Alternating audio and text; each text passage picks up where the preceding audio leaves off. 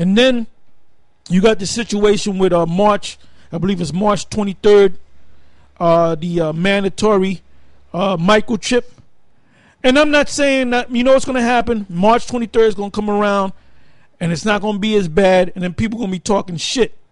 In other words, that's the time, that's part of their agenda to push that thing. They'll probably have more commercials on it. They'll probably say, look, if you want to become a cop, you have to get this chip in order to work this gun.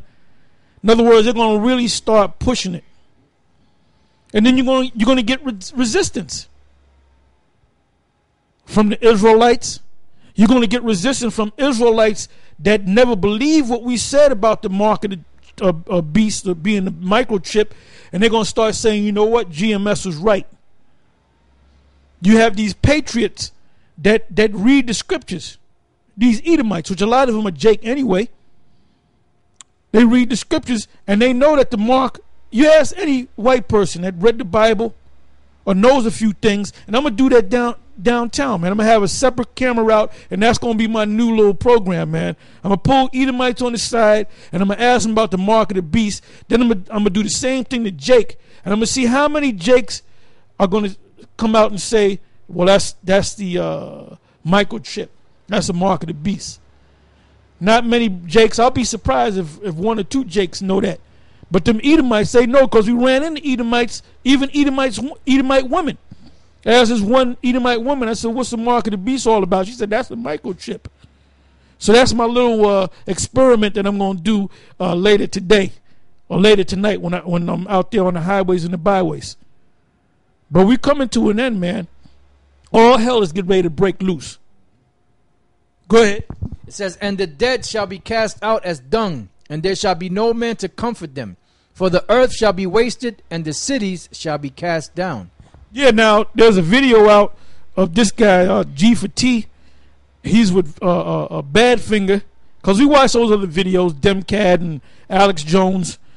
I don't know if they watch us, but so whether they do or not, so what? You know? They want to get the truth, they better watch us. Anyway,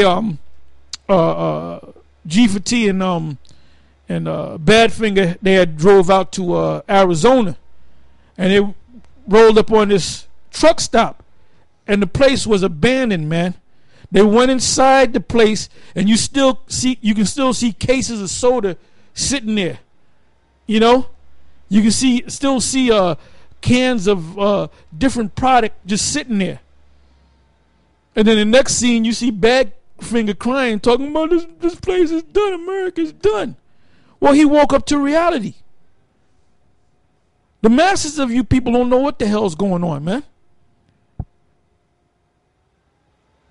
Go ahead. It says, there shall be no man left to till the earth and to sow it. The trees shall give fruit, and who shall gather them? Yeah, you're going to have certain places, like in Arizona, certain places that are abandoned. Let's say you got an apple tree out there. You're going to see apples growing on the tree, but nobody's going to pick the apples. Go ahead. The grapes shall ripen, and who shall tread them? For all places shall be desolate of men, so that one man shall desire to see another and to hear. Yeah, because it tells you in Isaiah the 13th chapter that these nations are going to go back to their land. They're not going to believe in the American dream anymore. All these financial news experts are saying China is a place to be. Hong Kong is a place to be. Myanmar is the future place to be. India, parts of India, that's the place to be. Go ahead. So that one man shall desire to see another and to hear his voice. For of a city there shall be 10 left, and 2 of a field, which shall hide themselves in the thick groves and in the clefts of the rocks. As in an orchard of olives, upon every tree there are left 3 or 4 olives, or as when a vineyard is gathered, there are left some clusters of them that diligently seek through the vineyard. Even so in those days there shall be 3 or 4 left by them that search their houses with the sword. And the earth shall... The sword represents the gun. The modern day sword is the gun. Go ahead. It says, and the earth shall be laid waste, and the fields thereof shall wax old, and her ways and all her paths shall grow full of thorns, because no man shall travel therethrough. The virgins shall mourn, having no bridegrooms.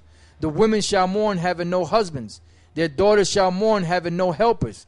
In the wars shall their bridegrooms be destroyed, and their husbands shall perish of famine.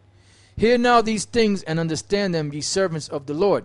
Behold, the word of the Lord. Did you hear what Ezra said? He said, "Here, read that again." Hear now these things, and understand them, ye servants of the Lord. Hear now these things, and understand them, ye servants of the Lord, which are the elect. See, this book, this Apocrypha, really the Bible's not for the average person. This book, these books right here, or this book right here, is for the elect to have their eyes open. And at the same time, we're commanded to teach the people. Hold that and give me stay in that 2nd Ezra, the 15th chapter, in the 1st verse. Go ahead. 2nd Ezra 15:1. Behold, speak thou in the ears of my people the words of prophecy.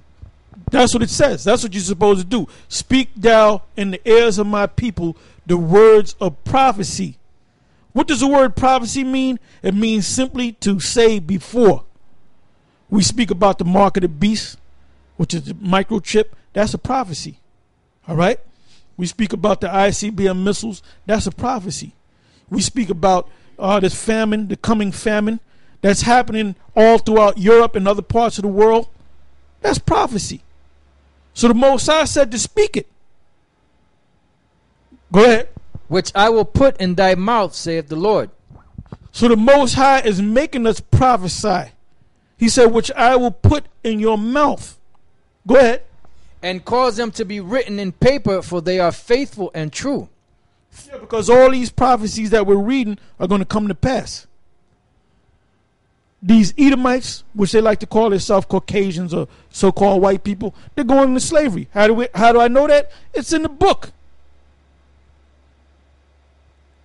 They're going, after a period of time, they're going to be gathered together and they're going to be burnt up. How do I know that? It's in the book. It's prophecy. All the tribes are going to come back together. When we take out these Edomites, when we disappear them, when we phase them out, when we liquidate them, all the tribes are going to be together. How do I know that? Because it's in the book. Go ahead. Fear not the imaginations against thee, let not the incredulity of them. Right, the unbelief. Don't be bothered by the people that don't believe. And I'm in that spirit, man. If you can't get this, man, I said, look, man, I'm wasting my time. Because we're at the point where the shit is getting ready to hit the fan. So I'm not going to waste time trying to make you get it. Like I was watching a video of the brothers out there in Texas, and they were dealing with these two Jakes. And Ahmad Shah Bayala was dealing with these two Jakes. And I can see that them guys just couldn't get it, man. Because the guy acted like he knew something, man. And I was going to put a comment in there, and I would say, man, if I was there, I'd tell them to walk down the street. But I understand why they kept them there. They're doing it for edification for the other people.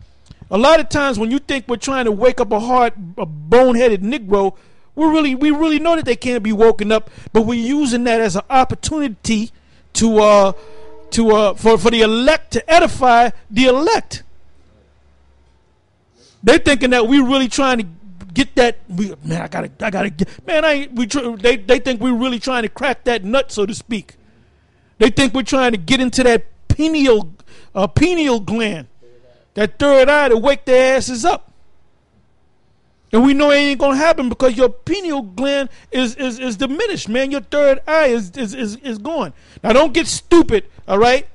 The pineal gland is a gland that opens you up to spiritual things, to the Most High talking to you, man. When the Most High woke us up to being Israelites, he tapped into the pineal gland to wake us up, man, which goes into our spirit. The reason why we know that we're Israelites is because the Most High opened our spirit to know that we're Israelites, man. Doesn't it say the eyes are the windows to the soul? So where's your soul at? Right here, right in your brain, in the middle of your brain. It's a portal. See, with your physical eyes, you can see physical things three dimensions, with your inner eye, your inner spirit, you can see spiritual things. Go ahead. Man, I had this one woman I used to deal with years ago, and we would sleep in the bed, and there was one incident where she was dead asleep, and I heard a bunch of people come 3 in the damn morning, 4 in the morning, come through my door and walk all over the place.